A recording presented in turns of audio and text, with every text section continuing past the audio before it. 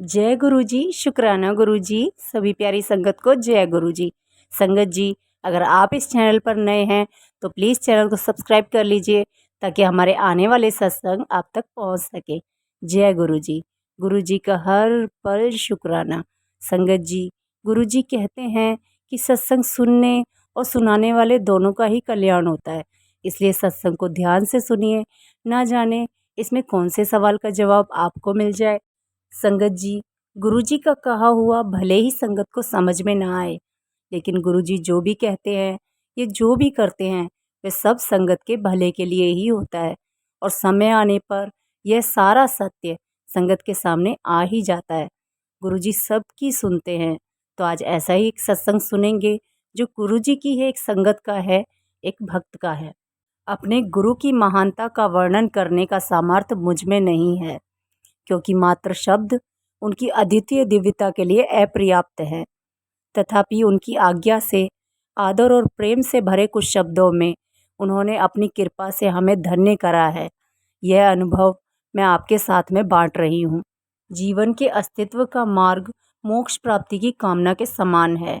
जो अपने जीवन की बागडोर अपने गुरु को समर्पित कर देते हैं, उनके लिए यह सरल हो जाता है।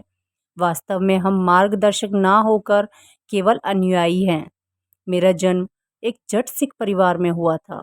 मेरे परिवार में आनंद, सुख, समृद्धि, शिक्षा और अनुशासन किसी का भी अभाव नहीं था। अपने बचपन से ही मैं अपने दादा से बहुत प्रभावित रही हूँ, जो सदा धर्म और ईश्वर में विश्वास रखते आए हैं। और शनै शनै एक गुरु की महिमा प्राप्त करने का विचार मेरे मन में बस गया। मेरा विवाह भी एक जट सिख परिवार में हुआ। मेरे पति 3 कन्याओं के बाद परिवार में आए थे। इस कारण उन्हें अत्यधिक स्नेह प्राप्त हुआ और उनकी आदतें बिगड़ गईं। उनकी सब मांगें पूरी कर दी जाती थी। मद्यपान उनकी सबसे बड़ी समस्या थी, जिसके कारण वह परिवार की उपेक्षा करते थे और स्वयं कोई भी उत्तरदायित्व उठाने को तैयार नहीं थे। हर लड़की का स्वप्न सुखी दाम्पत्य जीवन होता है, पर जब परिवार का पालक ही नशे में डूबा रहे तो किसी के वश में कुछ नहीं रहता। रोज छोटी मोटी समस्याएं भी बहुत बड़ी लगने लगती हैं। कंधों पर परिवार का बोझ और मेरी दुखी अवस्था ने शीघ्र ही मेरा जीवन नरक बना दिया। उन्हीं दिनों मेरे दादा घर आए। मेरे अंदर ठहरा हुआ दुखों का बांध मानो टूट गया और उन्हें विश्वास हो गया कि मेरी सहायता होनी चाहिए। मैंने भीगी आंखों से उन्हें बताया कि मुझे पूर्ण गुरु की आवश्यकता है। हम अपने नश्वर शरीर और मन के लगातार प्रयत्नों से भी गुरु जी के पास नहीं पहुंच सकते, जब तक हम उनके निर्देशित मार्ग पर चलने को तत्पर नहीं हैं। ऐसी अवस्था आने पर गुरुजी स्वयं हमें अपने समीप बुलाने का सहज मार्ग निकाल लेते हैं। थोड़े समय के बाद मेरी माँ मुझे गुरुजी के पास ले गईं। गुरुजी के यहाँ पहुँचते ही मुझे गुलाब पुष्पों की सुगंध आई। उन्हें देखकर मेरी आंखों में पानी भर गया और अगले कुछ घंटों जब तक मैं वहाँ पर बैठी रही, मेरी आंखों से निरंतर अश्रु प्रभावित होते रहे। उस पहले दर्शन के बाद जब भी मेरी गुरुजी से भेंट होती थी, मैं अपनी भावनाओं पर नियंत्रण नहीं रख पाती थी। हर दर्शन के समय मुझे शांति की प्राप्ति अवश्य होती थी, पर क्यों, यह मेरी तुच्छ बुद्धि की समझ में कभी नहीं आया। संभवतः मेरे आंसू मेरी अंतरात्मा को स्वच्छ कर रहे थे। इसी बीच मेरे पति ने और भी अधिक मदिरापान शुरू कर दिया था। वह अपने उत्तरदायित्व को बिल्कुल भूल गए और पैसे जल की भांति बहाने लग गए। मैंने उनको गुरुजी के बारे में बताकर उनके पास चलने को कहा, तो उन्होंने मेरा परिहास करते हुए कहा कि ऐसे गुरु तो सैकड़ों मिल जाते हैं, और मुझे रूढ़िवादी भी कहा। साथ ही मेरा गुरुजी के दर्शन करने के लिए कोई समर्थन भी नहीं किया। नवंबर 1999 के आसपास उनका संयुक्त राष्ट्र की ओर से लेबनान ट्रांसफ़र हो गया। वहाँ पर उनकी नशे की आदत और भी अधिक बढ़कर गंभीर हो गई और उसी समय उनको यकृत सूत्र रोग से पीड़ित घोषित कर दिया गया। मेरे ऊपर तो दुखों का पहाड़ टूट पड़ा। डॉक्टर के अनुसार उनके लीवर ने काम करना बंद कर दिया था और बता दिया कि अगले 2 वर्षों में उन्हें एक नए लीवर की आवश्यकता पड़ेगी। इतने कम समय में किसी डोनर को ढूंढना असंभव था।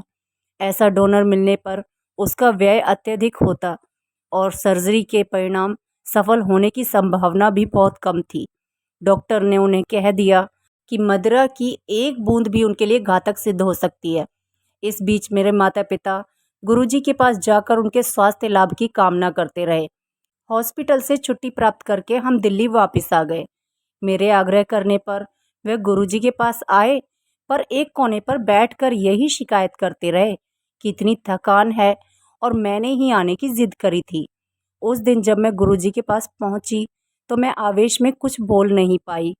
मेरी माँ और मैंने गुरुजी से उनको बचाने की विनती करी। गुरुजी ने उत्तर दिया कि वह तो नास्तिक है, वह उसकी सहायता कैसे कर सकते हैं। उसके बाद मैं गुरुजी के पास अकेली ही जाती रही, क्योंकि मेरे पति आने को तैयार ही नहीं थे।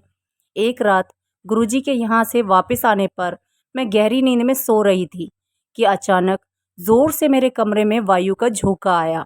भय के कारण मैं बिस्तर से उठकर बैठ गई और आंखें बंद करके प्रार्थना करने लगी।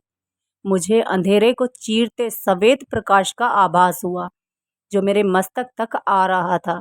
उस श्वेत प्रकाश के मध्य में गुरुजी की आकृति थी।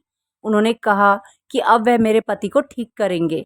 अगले 15-20 मिनट तक शल्य कक्षों के समान गंध आती रही।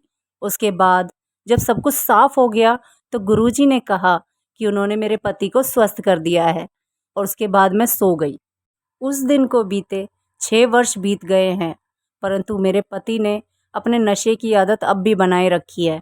मेरे परिवार वाले और मैं हैरान हैं कि डॉक्टर्स के कहने के विपरीत उनका स्वास्थ्य बना हुआ है, और गुरुजी कैसे दिन रात उनकी देखभाल कर रहे हैं। मेरे पति भी गुरुजी द्वारा दिए गए जीवन दान के लिए उनके आभारी हैं।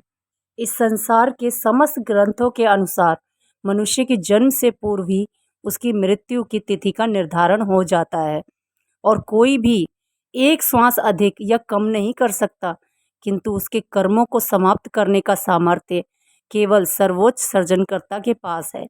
एकमात्र गुरुजी ही ब्रह्मांड के संचालक हैं और सर्वश्रेष्ठ शक्ति हैं, जिन्होंने मेरे जीवन की गाथा को पुनः लिखा है। मैं और मेरे परिवार वालों ने अनेक बार गुरुजी से सहायता की पुकार लगाई है, और यह अनुभव भी किया है कि अचानक ही सब कुछ ठीक हो गया, जैसे कि किसी ने जादुई छड़ी घुमा दी हो। एक बार मुझे गुरुजी के पास अपनी आधा दर्जन से अधिक सहेलियों को ले जाने का सहयोग प्राप्त हुआ। उनसे मैं गुरुजी के गुणगान करती रहती थी। अपनी संकीर्ण विचारधारा के अनुसार मैंने उनसे गुरुजी से कुछ नहीं मांगने का निवेदन किया, यद्यपि यह मेरे आचरण के प्रतिकूल था।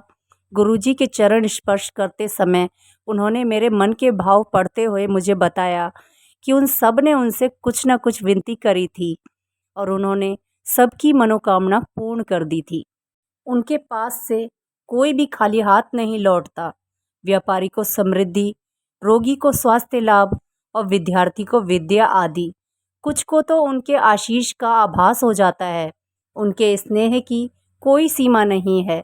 आस्तिक या नास्तिक, सबको उनकी दया प्राप्त होती है।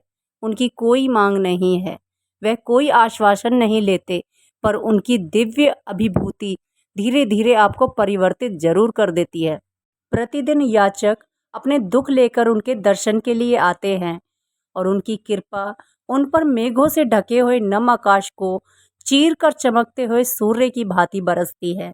जय गुरु जी। शुक्राना गुरु जी।